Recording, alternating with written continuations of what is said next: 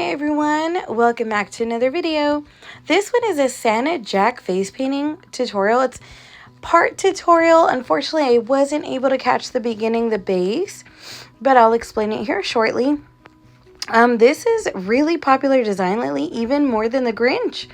So I started off with a sponge and just put on the white and then used a Reid Round number 5 to add the red hat.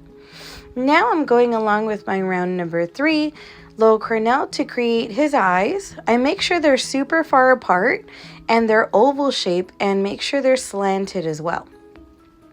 Go ahead and stamp an upside down heart and create a super thin line for his mouth and just write X's all across. Now I have another round number 3 loaded with white. We're going to put 2 small dots in his eyes just to brighten them, and then go ahead and take the rest of the white on your brush and outline the fluff just so it doesn't look so flat. And here I accidentally put a small black mark, but it's okay, it's okay. Forgive yourself when you make small mistakes. So red Mehron glitter is a way to go. Thank you, Reid.